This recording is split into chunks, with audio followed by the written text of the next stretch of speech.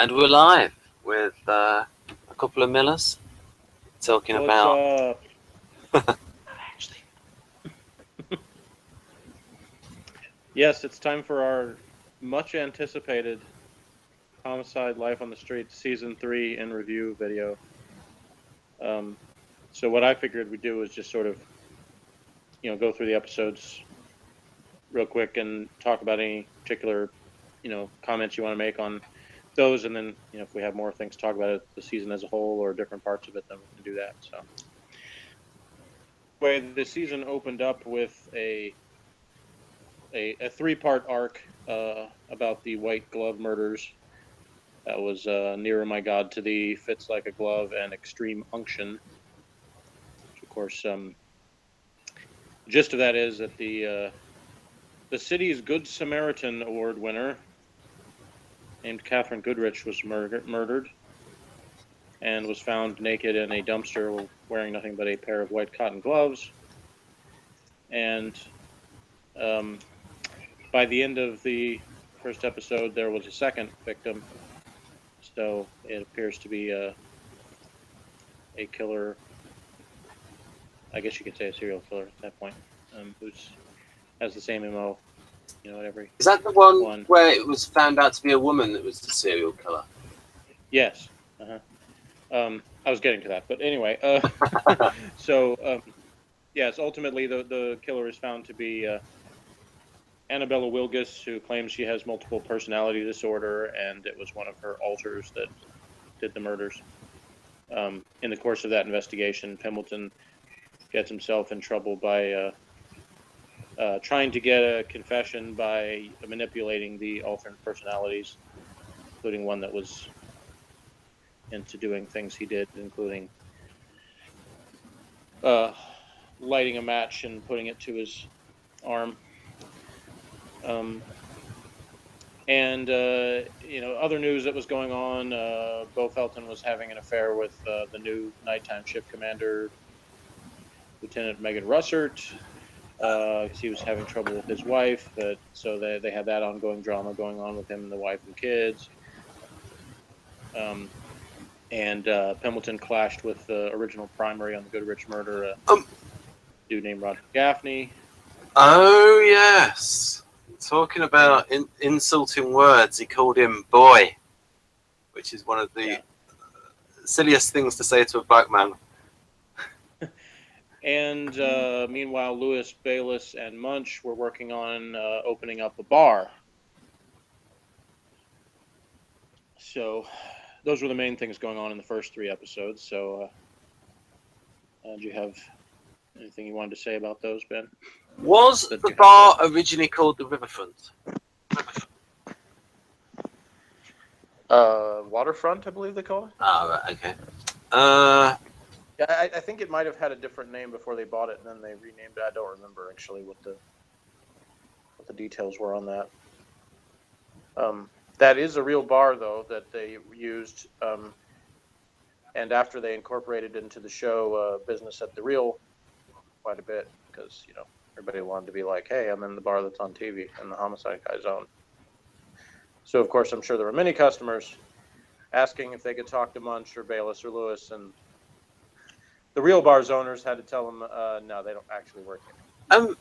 It would be good to get Tristan Xavier Smith into Homicide, because he lives in Baltimore, I think.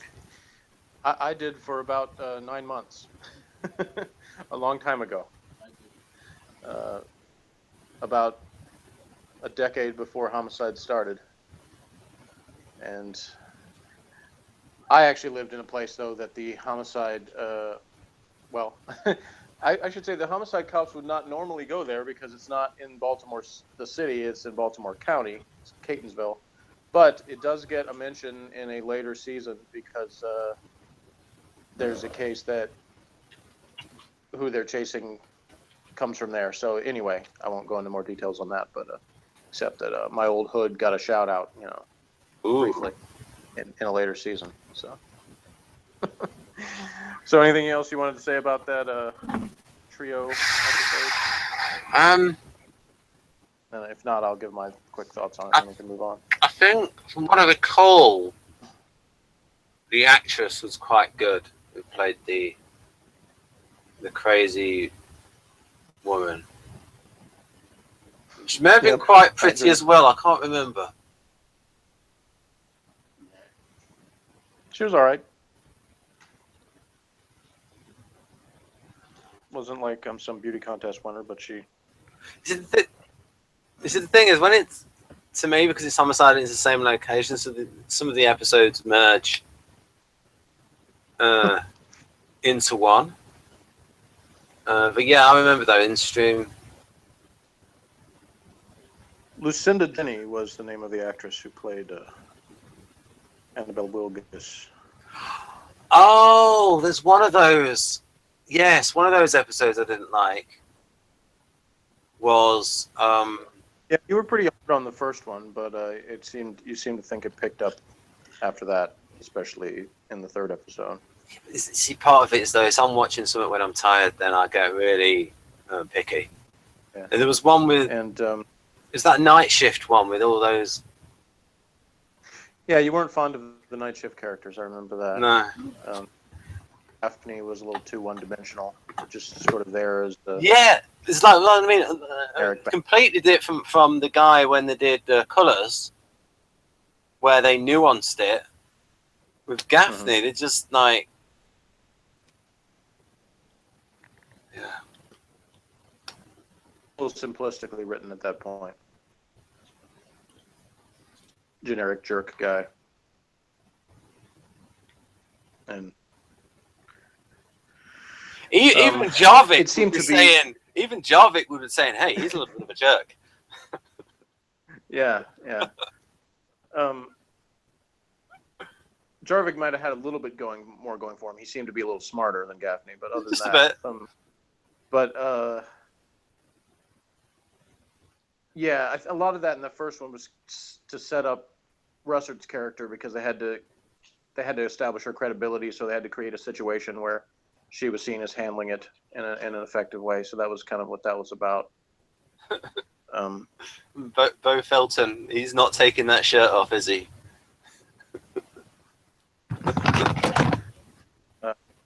He got shot later, but anyway, we'll get to that a little later on. But I remember you had good things to say about Tony Todd, who played the reporter Matt Rose. Oh yeah, very good screen presence. I remember him being in. He was in an episode of Babylon 5, and yeah, just a lot of presence, a lot of realism. Came across well. Yeah, I mean, presence is a big thing. So, and star quality, I suppose. Yeah, I am a fan of Mary B. Ward, who played Beth Felton, Bo's wife. She's played a whole lot of different characters in her career, and she does a good job of pulling off each one very effectively. So I thought it was good. She was effectively loony as Beth Felton.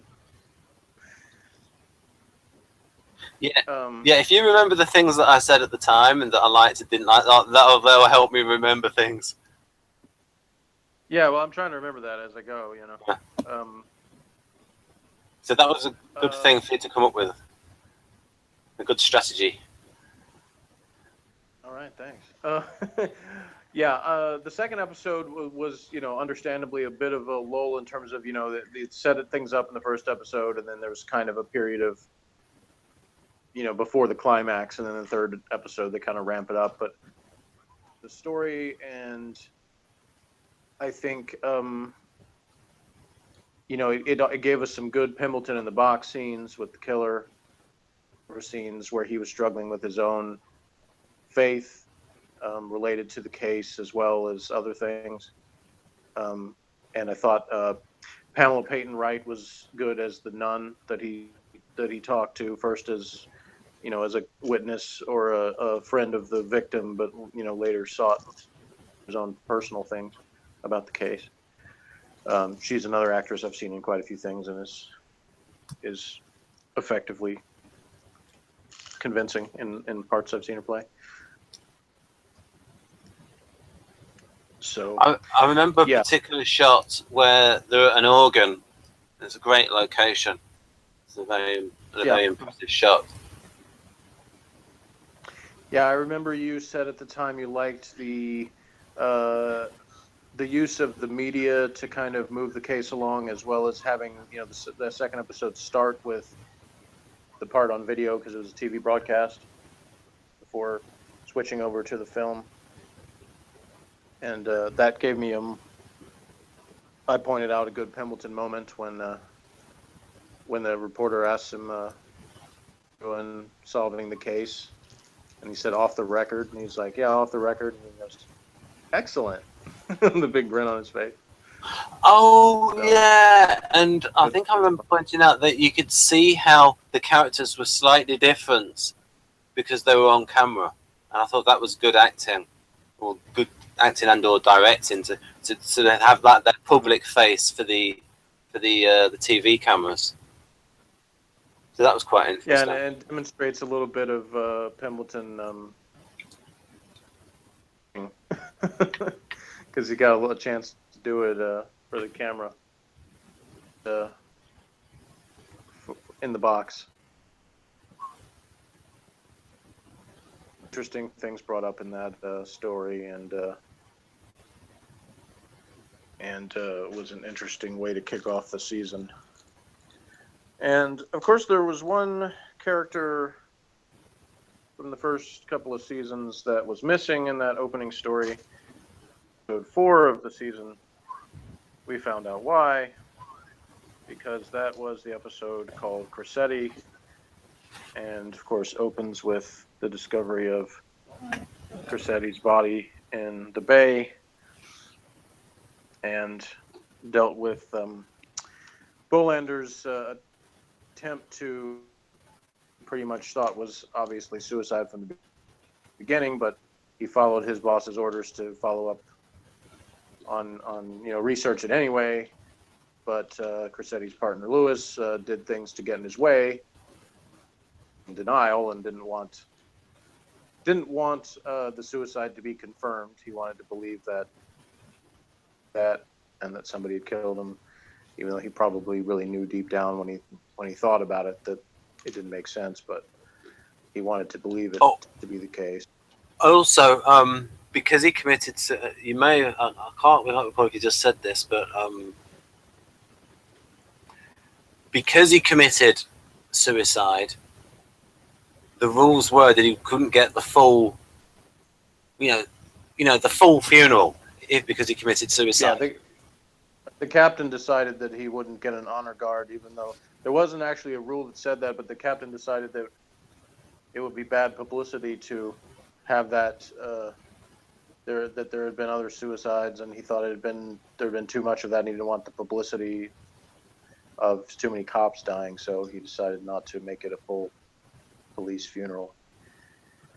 But of course, after spending somewhat of the episode with people dissing Pembleton for not going to the funeral because it was in a church, he found his own way to salute Cressetti, literally by saluting him by actually dressing up in the full formal uniform and standing at the steps of the police building as the funeral procession went by and saluting. The episode, of course, dealt with everybody else's reactions too, as well, besides Lewis. And they kind of all lament the fact that they didn't know Cressetti better than they did.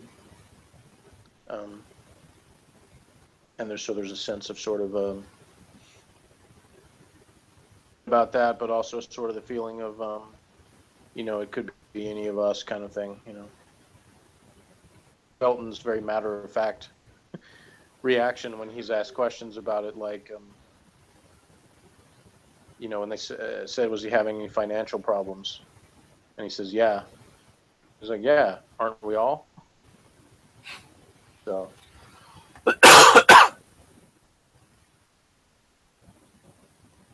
And that was a good performance by Clark Johnson as Lewis. Yeah. like I said, in denial throughout most of the episode, and then has a moment of realization where he, the end. That was a good scene. When they got the medical report that showed that Cressetti had taken a bunch of drugs before he got in the water.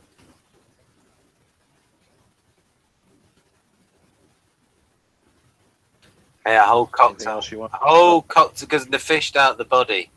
Because at the beginning of the episode, Yeah. they fished out the body, didn't they? And of course, I have to take one more chance to diss NBC for what they did when they ran the episodes out of order, because when I first watched Cressetti, I already knew that he was dead because 3 other episodes, maybe at least two or three before they showed Cressetti, so he was mentioned as being dead before that one. So yeah. Thankfully, when they released the DVDs, they put them back in the right order. So, and I remember just in the nick of time when I was watching them with Ben to make sure he saw them in the right order. So after the intensity and tension of the Cressetti episode, we moved on to of the Watermen, which had 2 main plots. Kay Howard had needed a vacation, so she decided to go home and hang with the family for a bit. But her attempts to have a vacation a bit when there's a murder in her hometown, and she has to help solve. So not nearly as relaxing as she intended to be. And it was the environmental protection guy that was stopping the fishermen from overfishing, I guess. Was Yeah. using the wrong stuff, but, and it ended up being a friend of the family and one of the fishermen that did it, which is what Kay thought at the beginning. So it wasn't really a mystery; it was just sort of a matter of putting things together. We're going And for the other plot crabs. back- Were they going for crabs? Yeah, it might have been or lobster. Or Oh something. yeah. Anyway, Yeah, I didn't really like that one. That was a bit boring. back in Baltimore, because Howard was gone, the case that Felton caught right before she left, he ended up working with Pembleton. So some more good Felton Pembleton scene where they discussed the different views about whose life has more meaning than another. Felton saying that, an old lady getting killed was different than some drug dealer. Whereas Pembleton expressed the view that meaning, even yours, Felton. So yeah, that's that one. Then we had All Through the House, which was the Christmas episode. Actually, before that, I forgot because I got this in the broadcast order. So before that, we had the 2 episodes featured Bayless and Emma Zool, the chick who liked to sleep in a coffin. And Lewis is hot for her, but she likes Bayless instead. Meanwhile, Pembleton got sued by Annabelle Wilgus for the stuff he did in the box, saying her civil rights were violated and the city settled. And so yeah, we had that stuff going on.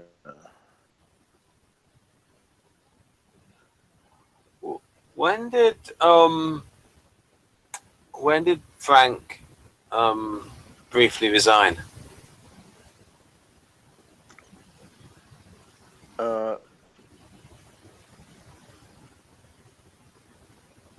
Well, that was it because of that? Because it was was it that situation that made him resign? what situation? The one where they settled. Well, no, not really. That happened after that. Right. Yeah. Because anyway, we'll get to that. Okay, I won't jump ahead. Because I'm looking at this to remind myself of what else was going on. Wait a minute. You have to So, remind yourself somebody's watched the series about 8 times. Yeah. I haven't watched it all the way through 8 times. And some episodes I've seen more than others. Okay. But anyway, I'm I say the things that first come to mind, and I knew those were I think of those as the Bayless and Emma episodes, but obviously there was other stuff going on. In the first of the two, they introduced the journalist Sam Thorne, who in the second one gets shot.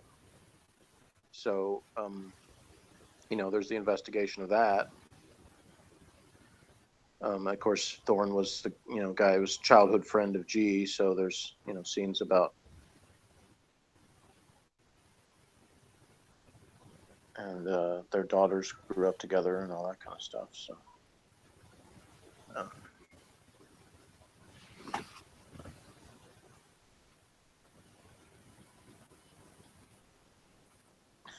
I remember you mentioned just a few things about you thought that Emma was probably an NFJ type because yeah, similar reasons to what you said in the last Blake 7 review about particular romantic desires of some NFJs. Yeah. And she wanted someone who would fight with her, and Bayless isn't like that, so in fact his romance side is the opposite. He'd be more caregiver, like protective type. Right. And true to that form, when he finds out that her other boyfriend shoved her, he goes to try to intimidate the boyfriend because he gets protective of her.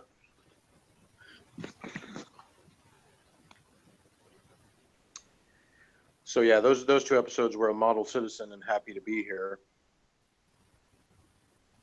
Oh, and we need to remember that her boyfriend was actually a cop. Right. Yeah. And Emma was a little weird and had kind of an obsession with like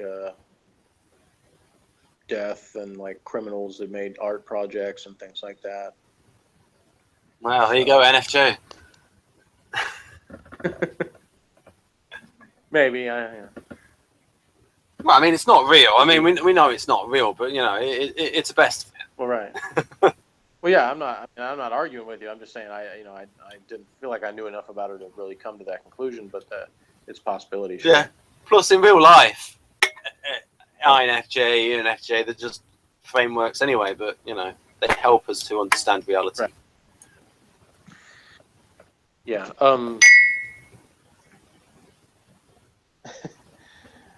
So yeah, that.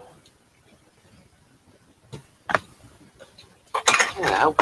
There was a confrontation between Lewis and Bayless because of them both having a thing for Emma, and it's their partnership as far as the bar because they don't want to be in business with the other.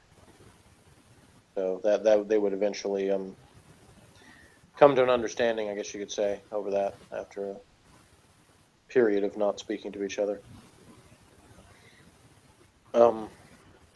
Okay, so then we go into the Christmas episode, All Through the House, which we had Bolander trying to be the one that injected the Christmas spirit. And he and Munch worked on a case where they thought that a kid's father was killed.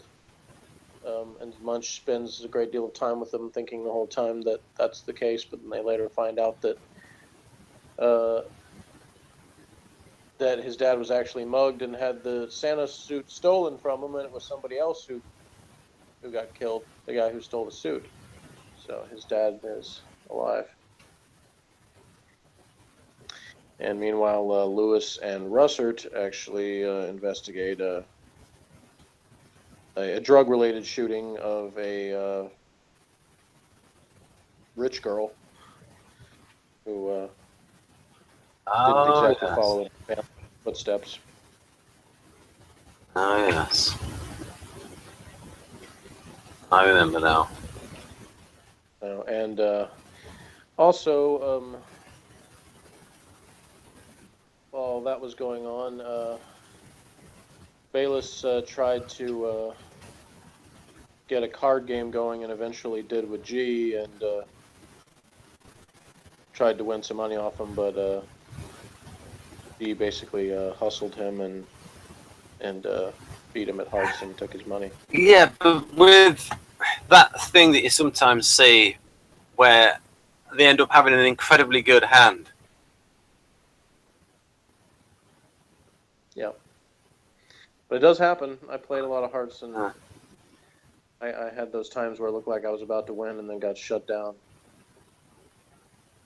So, anyway, anytime you have more to add, you can stop me, but figure move on now to Every Mother's Son. That was the episode with Pendleton and Bayless investigating the shooting of a teenage boy by another teenage boy. And that episode came mainly from the juxtaposition of the two mothers of the kids, of how much they had in common and talking to each other without knowing that the one was the mother of the other kid involved. Yeah, see, that was the thing. That was the genius part of it, that they were talking to each other first in a sort of like shared, room, and then it's only Right. eventually one of them realizes, oh, it was my boy that shot yours. And you had a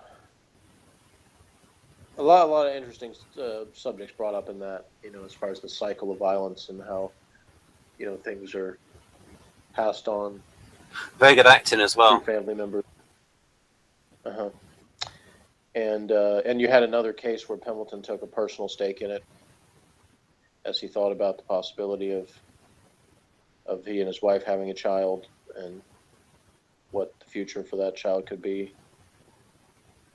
And Well, so he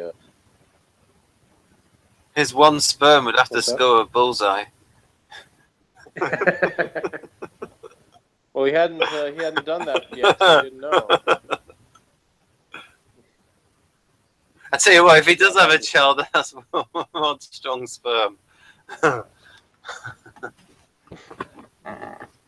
Well, anyway, There's always one yeah, strong so one. then we had. After that, we had the episode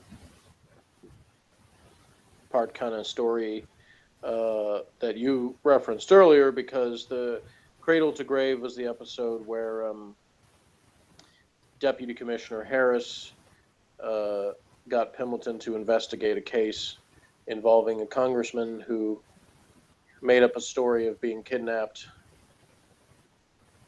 As it turns out, it was really trying to cover up a relationship he was having. Taking the fall for a cover-up by the department. So he quits. But in the next episode, when he has to testify in court, he ends up not meeting the commissioner and the rest of the police department, deciding that keep his job. So he does so and goes back to work. Meanwhile, in that, Bo had come home and found that his wife had left with the kids and taken everything in the house, and so he begins a search for them and hires a private investigator to help him after not getting much from our old friend Gaffney in the missing persons department. Yeah. Where he had been transferred to homicide. I found that storyline depressing. Yeah, it kind of is. And Partners, again, that was a very mixed feelings episode for me because I loved a lot of the stuff between Pimpleton and Harris. And, Al Freeman Jr., who's a great actor, did a great job of effectively portraying Harris as being, very much the self-serving politician, and kind of giving Frank a reality check about the way government works. Oh, yeah, and it really played the race card. Yep. I mean, Frank might have been thinking, I thought I played the race card a lot, but this guy. Well, he brought it up, and then that was the thing is that Harris, unlike some people, Pimpleton had brought those issues up, with G, with Felton, with Bayless, but he met his match in Harris, who smacked him back down with the same stuff he tried to use, and laid it on thick the other way, saying basically, you owe me because of the position I've achieved, or if it wasn't for me. So that aspect of that episode I enjoyed quite a bit. The part I didn't like was the issue of the week TV movie-like plot of the cop who's beating his wife.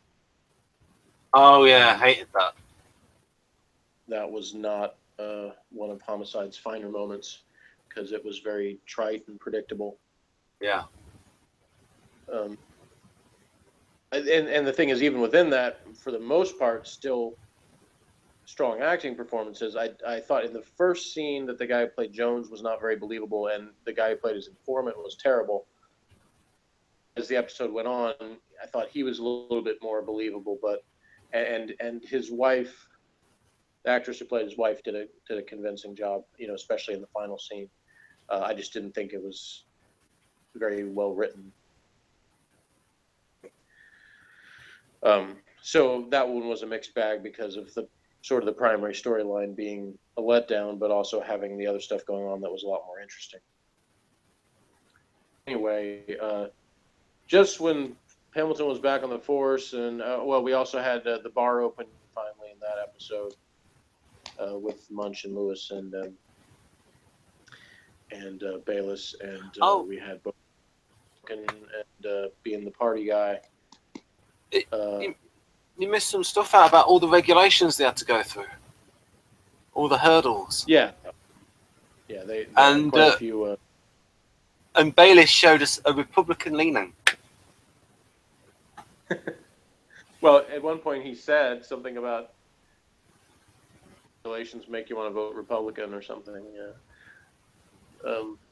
At the time, he was kind of annoying the other two because they were just trying to get the inspector to sign off. And even the ENTJP, even the ENTP Munch was thinking, "Hey, inappropriate behavior here." Yeah, right. So yeah, that was kind of an ongoing story through several episodes, as you had all the different things they had to go through to get the bar. You had Bayless revealed to have actually have a criminal record in his background because of a conviction for a pyramid scheme that he got involved in. And you had, when they finally were going to open the bar, then they couldn't keep any of the liquor.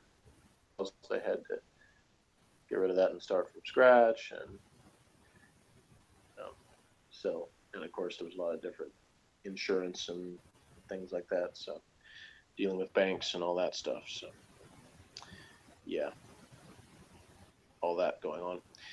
So anyway, they finally got the bar open and had a grand opening. And then just when they were coming off of that the next day, then Bolander, Munch, Howard, and Felton have a warrant on the apartment of a guy suspected of killing a child. And 3 out of the 4 of them get shot by an unknown assailant from above, who they originally assumed to be the murder suspect, who was a pedophile. So the first 2 episodes of the 3-episode arc, The City That Bleeds, Dead End, and End Game. Didn't they go to the wrong house? Didn't they go to the wrong place? They went to the wrong. They went to the wrong apartment because of the typo on the on the warrant itself. Which is why they should write the number out in letters rather than in digits. Then there's less likely to be a typo. Well, you write a letter to the to the police department and let them know that. They based on this TV episode from 20 years ago. Make this change in regulation. Yeah, so Holton, that was the name of the guy. The first 2 episodes focus on them trying to track him down, and of course all the ramifications for the cops being shot, because all 3 of them, end up in the hospital with varying degrees of seriousness to their injuries. But by the end of the second episode, they have figured out that Holton was not. So then they have to find out who was, and it ends up being a dude named Gordon Pratt, played by Steve Buscemi, Who really turns out to be a Pratt. Who, of course, they never actually prove is the shooter, but it's all signs kind of point to it being likely that it's him. They have no other reasonable suspects. But if before they can take him to court in any capacity, he's released and he's shot himself. And Bayless takes that case in the next episode, Law and Disorder, and of course gets no help from anyone else really in trying to solve that murder, because the police aren't particularly interested in catching the shooter. Yeah, because they think it might be a police officer, and also we learnt from the episode with Frank in the box that he knows how to read Greek because of his classical Jesuit education. Because he could read it, and the fake intellectual Pratt couldn't.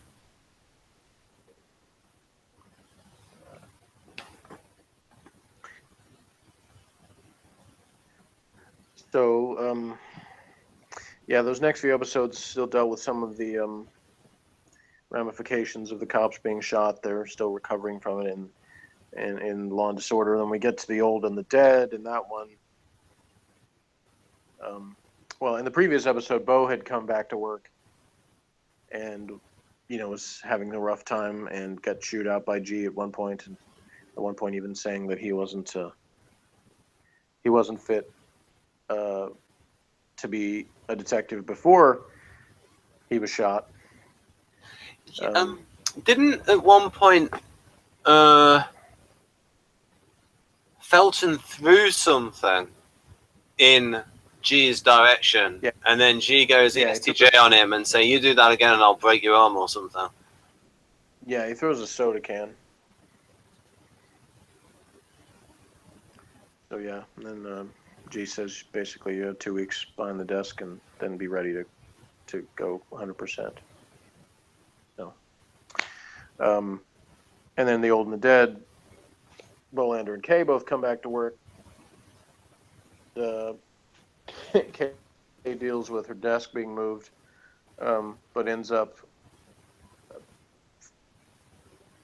putting down one of Frank's cases without leaving the office. Yeah, because the guy comes in and confesses. Right. So then she's okay with her desk being moved because she's like, I got a new streak going, where my new desk is. So some superstitions revealed there. And Bolander's first case back, he deals with where a teenage boy killed his grandparents. Yeah, that was a bit weird. And struggles with his own insecurities about not just being shot, but basically where his life is going, and sort of taking stock of his problems and kind of seeing things very bleak. Yeah, that actor wasn't the best who played. What What actor? The one that played the boy that killed the grandparents. Oh, okay. I was talking about Bolander, so I was like, for a second, I thought you were talking about. No. He's very good. Yeah. Continuity. I forgot to mention it in those reviews, but when we did the next two, Bolander, of course, doesn't want to show people the scars on the top of his head, and we only had one episode where they actually showed that. I guess probably didn't want to do the makeup on the other ones, but they continued that continuity by having him always wearing the hat in the next couple of episodes. So about that, those little details that. Yeah, and it looked like the actor actually did shave his hair off. Yeah, so actually a good makeup job. It's because I think he went to Munch's place, and then when he goes to sleep on his sofa, then he takes his hat off and we see it. Yeah. Because that's one of those things I remember because I took a lot of grabs of it. That was one of the other things that happened in Law and Disorder. Stuff's kind of coming back to me, as we go. But was when Munch had the friend that put up the naked picture of him as part of her exhibit. So he had to deal with that. I'm fond of that story, but it is something that happened. So we got another little bit of insight into Munch's past. An episode I missed because, like I said, we're doing this in broadcast order because that's how they are on this page. The episode Nothing Personal, which was really that was good. That was the one where G divided up Cressetti's caseload because he had to try to solve those cases. So you had that was the time. Go ahead. There's for a while there was a little bit of a problem with that video in the video manager. It wouldn't finish. Were you able to watch it?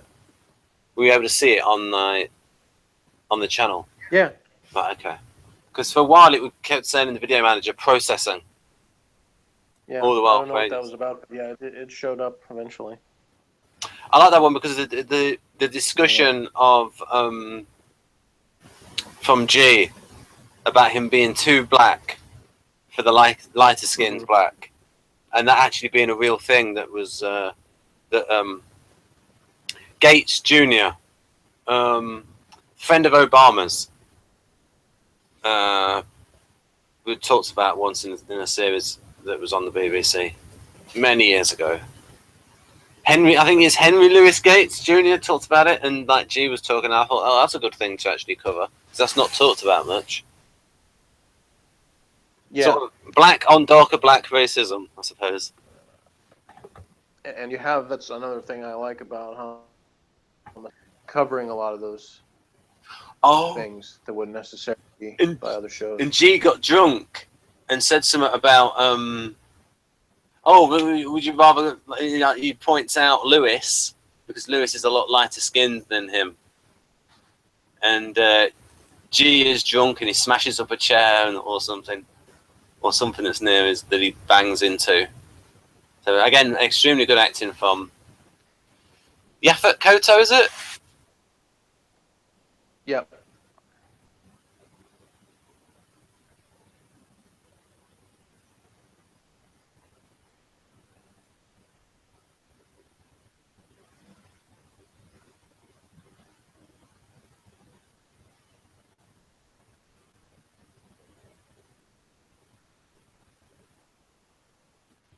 Yeah, I was just thinking back to that he was talking about.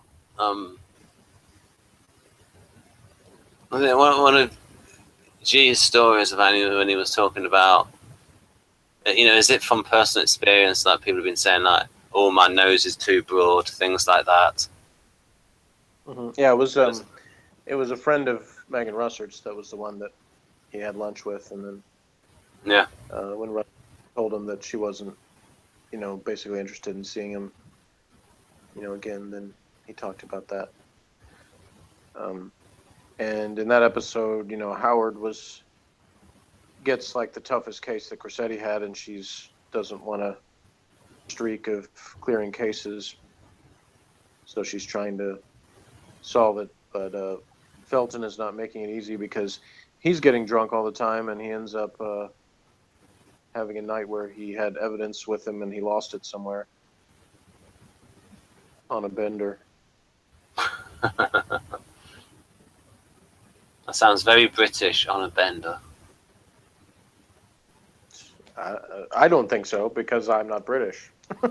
And I've heard it in America. So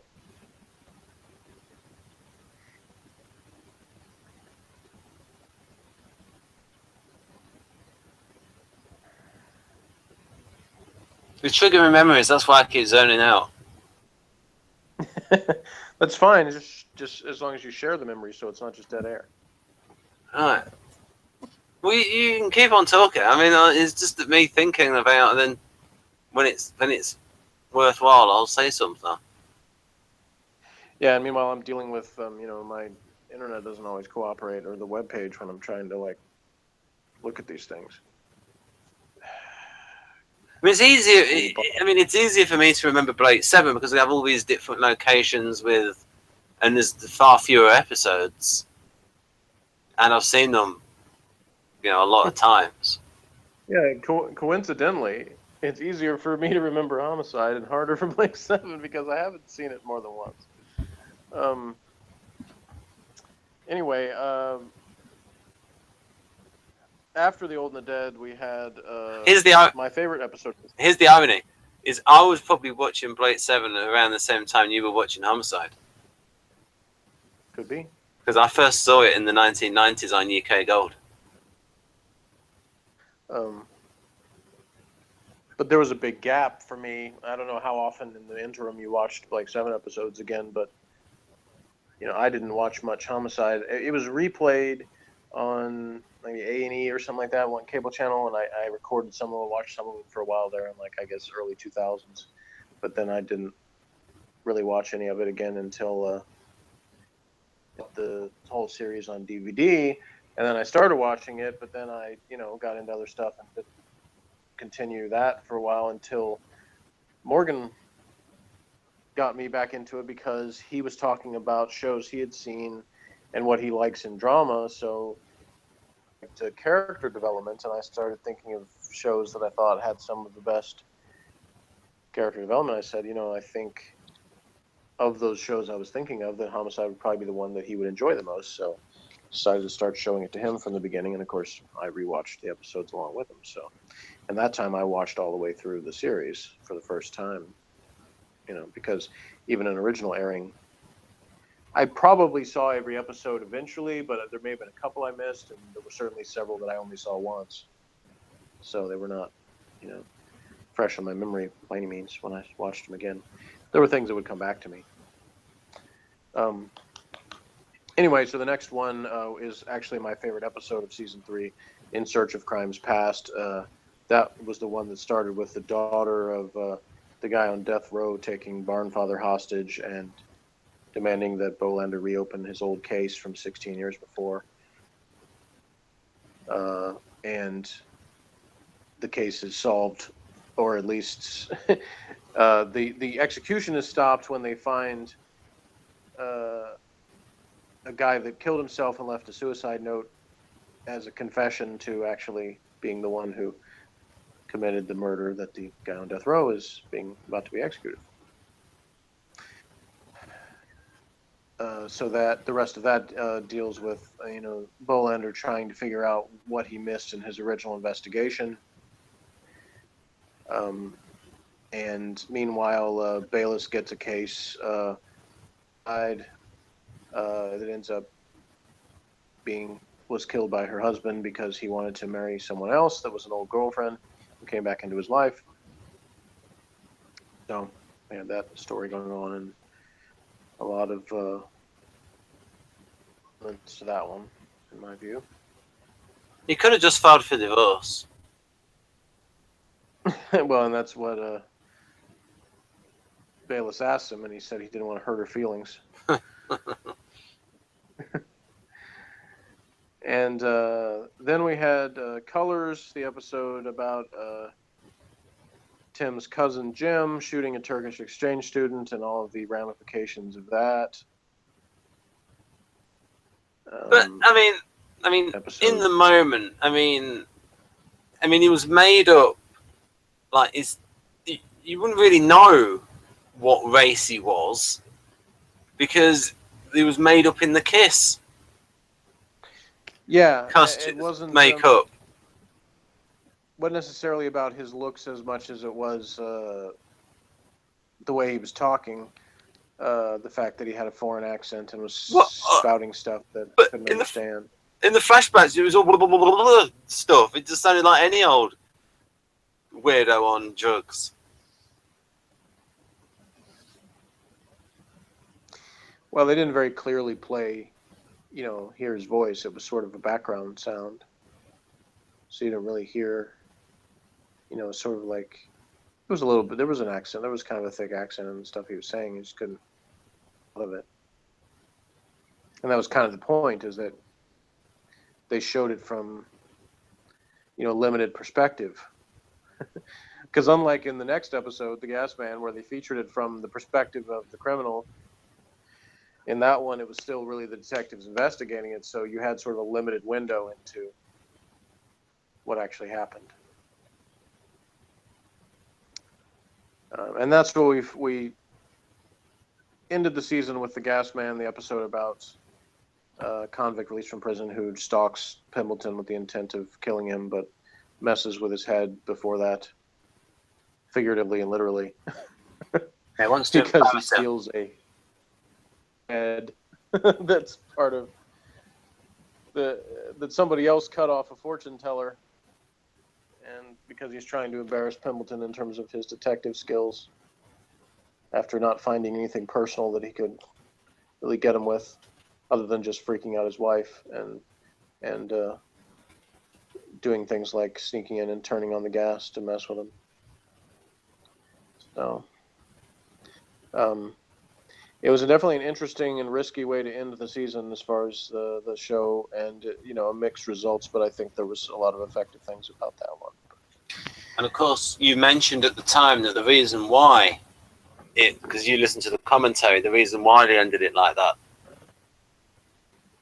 Yeah, they weren't sure if that was going to be their last episode ever, and Barry Levinson wanted to try that format with those characters and take it from that perspective, and possibly somewhat stick it to the network too at the same time.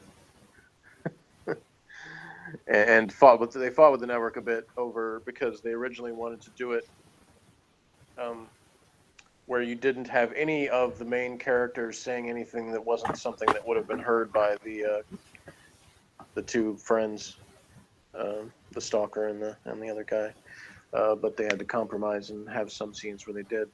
I think it would have been interesting to present the episode the other way too, in terms of not, you could almost do it like, I remember there was a Simpsons episode that they told the same story from 3 different perspectives, and that's another thing you could have done, was play the same story but have it from the detective's point of view, and I think there would have been more tension in that case, because you didn't know what he was planning. He's just doing all these creepy things that come along throughout the episode.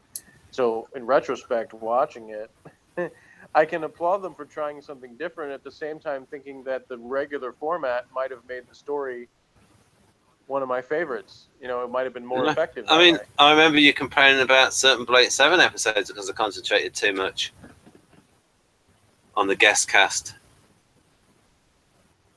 Yeah, and that's something that's been consistent for me with pretty much everything that I've watched. When it's not a show that,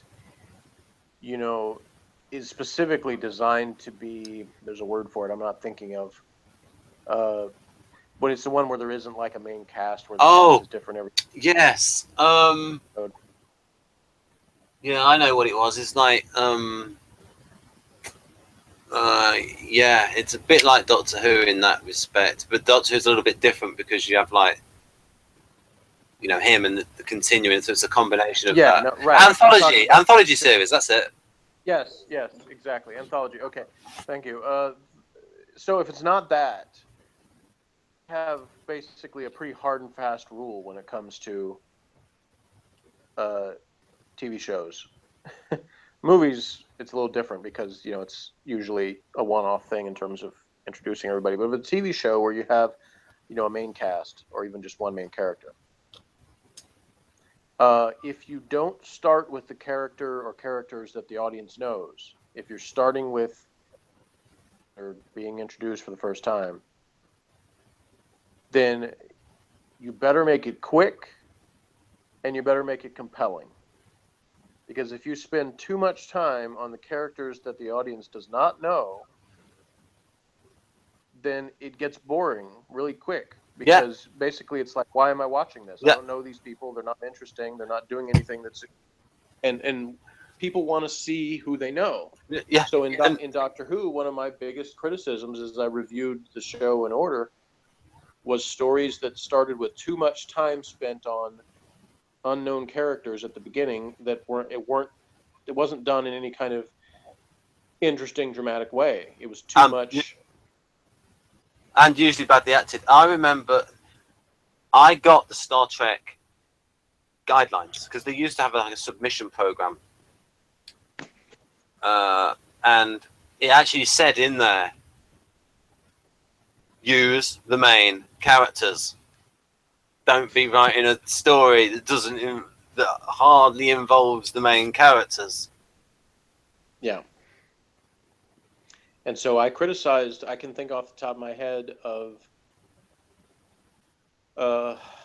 some second Doctor stories. Seeds of Death, that was primarily featured the Ice Warriors, but it spent too much time featuring... There were several second Doctor... The fandom of Doctor Who often talks about that era of Doctor Who as being base under siege stories. So there was a lot of episodes about some sort of base on Earth being attacked by some sort of aliens. But the reason, because it was it's a very good idea. It was just that because you could have... The reason they did it was because you could have one really good set and you could put all your effort into having one really good set and you got a lot of tension. It's just that it was done again and again and again and again. Yeah. And the problem with it was that you had, every time that you did that and you started with those people, you had to come up with a reason why these people are interesting other than just they exist. And so some stories suffered from the beginning being too slow and boring because you had these characters that you're introducing that there's no reason to care about them.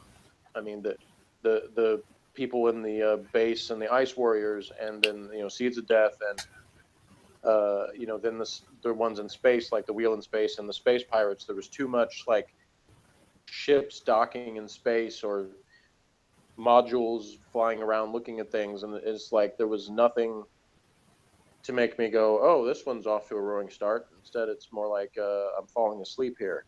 I mean, I would have, if I was running Doctor at the time, I would have added guidelines for the writers, such as you are only allowed 4 scenes, or like without the Doctor in, like telling them how much. Do not submit, like trying to get an idea of, like, look at all the most favoured stories, see how much the Doctor's in it, and say, got to stick to this. Don't do. Yeah, ironically, one of my favorites of that era, The Web of Fear, actually does the best job of making a compelling scene that doesn't involve the main characters. And in that one, they actually start with the main characters first before they switch to that. That one, it actually probably would have been the one thing where it was more effective to do it in the opposite way. So it can work to start on characters aren't the main characters if you make it interesting, if you make there be a reason why to keep tuning in. And in the beginning of Web of Fear, old school horror movie type opening. Well, and so it's very effective in the atmosphere and the way they do it. Well, if you see Revelation of the Daleks, you'll get the impression that Eric Saward doesn't particularly like Colin Baker, and he concentrates on all his own characters. All right. Well, anyway, so the Gas Man obviously used, is focused more on the guest characters. they were well acted, especially Bruno Kirby. Yeah. But I did think there was a little bit too much of the comedic banter stuff that didn't really add much to the episode in my Yeah, view. it sounded like they were trying to do Pulp Fiction that came out the year before in '94, or made in '94. Yeah, I guess there could be certain similarities to that. Anyway, so that's 20 episodes worth. As I've said many times before, I do not think there's a bad episode of Homicide, but there are certainly ones that aren't as compelling. And in season 3, overall, I think it's a really good season. It has a lot of good stuff in it. There are seasons before and after that have super high quality episodes, but also more that are lesser. So season 3 is a little bit more even in terms of it maintains a pretty high standard. But there's actually only 2 episodes that I give a 10 out of 10 in the season, and that was Every Mother's Son and my favorite episode of the season, In Search of Crimes Past. My least favorite was Partners, which is the only one that I gave 6 out of 10. Everything else was between 7 and 9. I might be imagining it, but I think there were more funny lines in seasons 1 and 2. I don't know. Maybe because they could have longer on it. Percentage-wise, that may be true. Obviously, season 3 was was longer, so there was more opportunities. But I think there was a change, between seasons 1 and 2 and 3. Actually, several changes, but one of them is they brought on a new writer and co-executive producer, Henry Brommel, which kind of part of what he was there for was to try to make it more appealing to a wider audience. So they did make some changes, and Fontana made some changes where they lightened the picture a little. It wasn't as dark, it wasn't as grainy. They didn't have as many jump cuts and things like that. And they added more action scenes after the first couple of seasons had very few. They were very kind of was Morgan complaining about lack of action? I don't think I remember him doing that. No, he likes action scenes, but he from the beginning was enjoying it. To see more, wasn't complaining about that. No, because I had told him from the start again that the strength of Homicide was the characterization and the character development. So I think he was from the beginning kind of trying to figure out the characters and kind of looking at it from that angle. So I don't think he was lamenting that in particular. But so season 3, there are people out there in Homicide fandom that believe it was the last great season of Homicide. I disagree with that, but I do think that it was sort of a transition in a sense, in that it maintained some of the classic feel of the first couple of seasons, but also sort of introduced new elements, so it kind of stands alone in some ways. So you're trying to tell me it's downhill from now on? There are people who believe that. Like I said, I don't think there's such a thing as a bad episode of Homicide, so I don't think, all of a sudden it goes downhill. I think that there are ups and downs along the way, and of course we'll get to that as we go. I mean, in my just very general overview, I think that season 3 is better than season 4. Season 5 is better than season 4. So, do you think season 5 is as good as season 3, or better than season 3? It might actually be better than season 3. I think just about everybody who's a Homicide fan agrees that the first 2 seasons, where you kind of look at them together, are pretty much the pinnacle of Homicide.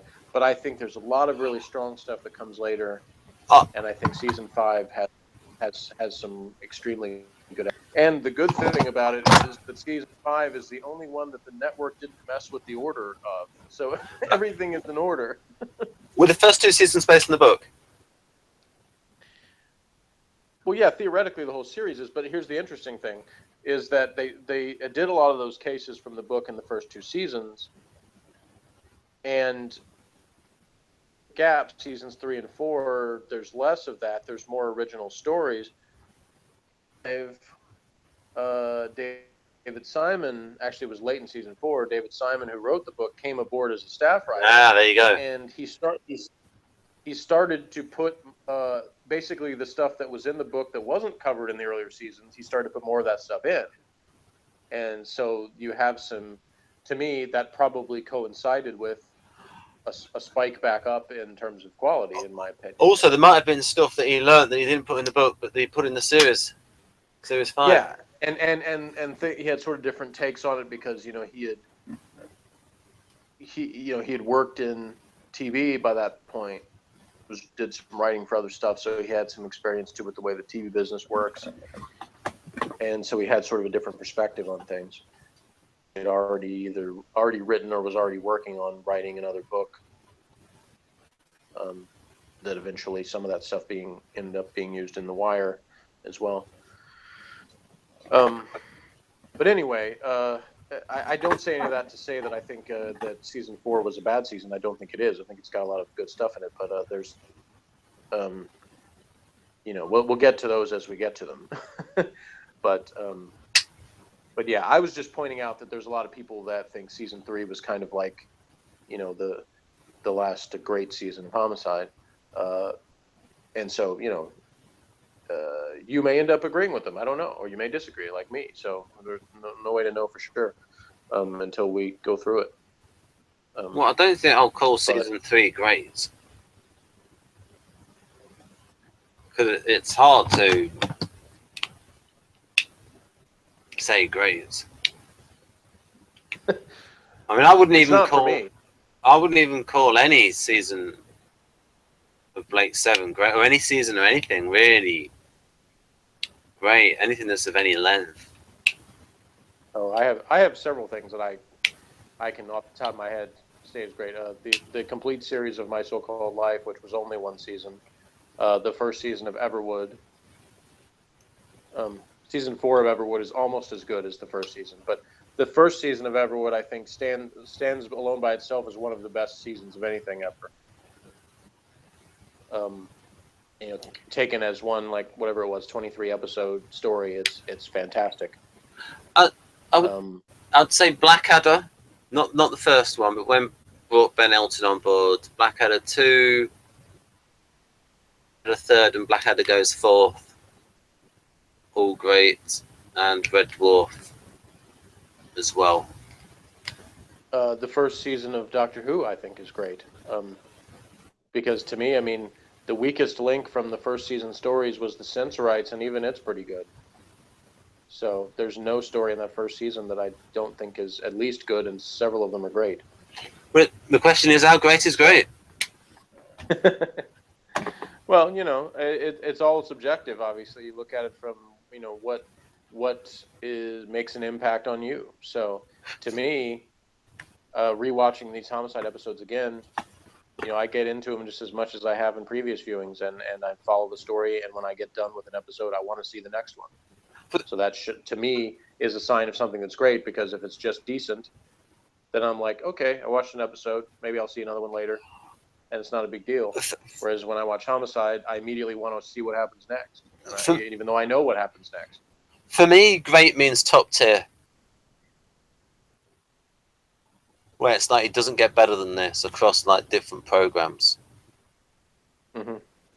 So it's like, yeah, and I think Homicide is that. It's like I said, it's right up there with my favorite shows ever. So, if I only thought the first 2 seasons were great, then that wouldn't be the case. Because if it had, 4 or 5 seasons that I thought were mediocre, then I couldn't say the show overall was a great show. I would say that the first couple of seasons were great. But I don't believe that.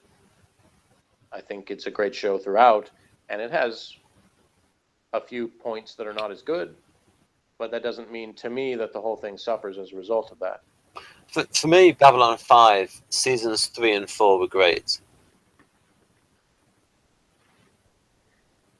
Yeah. But not every episode was great. Yeah, and that's how I feel about season 3 of Homicide. To get to wrap this all up, Partners was the weakest link to me, like I said, and I still gave that a 6 out of 10. So I still enjoyed enough elements in that one to feel like it was worthwhile to watch. I'm just annoyed by the abuse story. Yeah. And really, to me,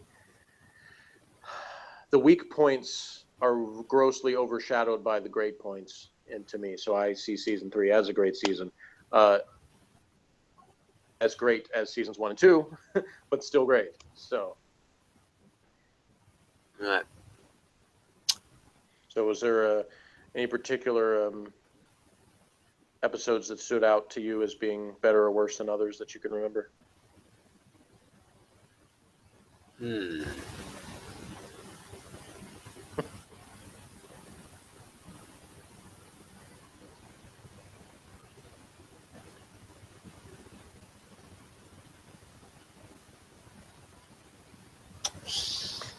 We moved What's on. trying to put you on? I like the comedic ones. More light-hearted ones. There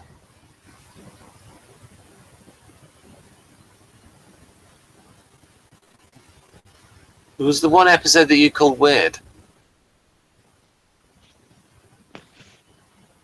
What's that? Was the one episode that you called weird? One episode that I call weird? Yeah.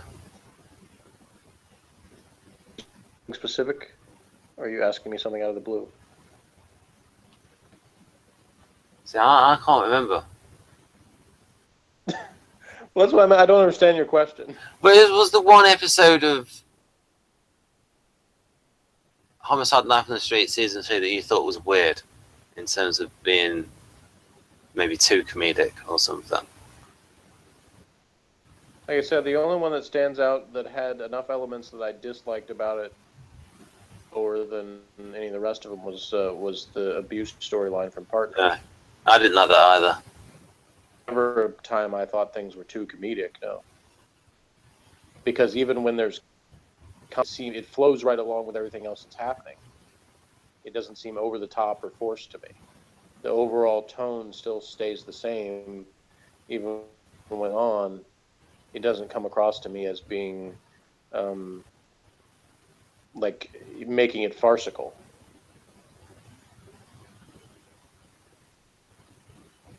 What was the story in which someone walloped Munch? I mean, Was that Frank?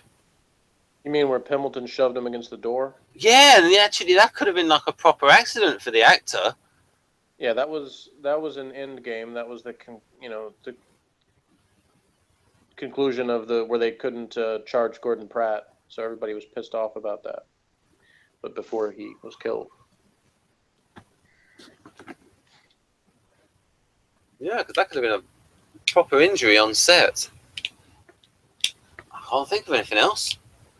Yeah. Another thing I really liked was the continuity of having, when the cops got shot, you had their families show up, and things like that where there would be callbacks to previous things that had happened, and they didn't just abandon a lot of the characters and stuff like that. Another thing I didn't like about about Partners, the thing with the abuse storyline is that they introduced these one-off characters that of homicide stuff were not intended to come back, and just this isolated thing that was dumb. So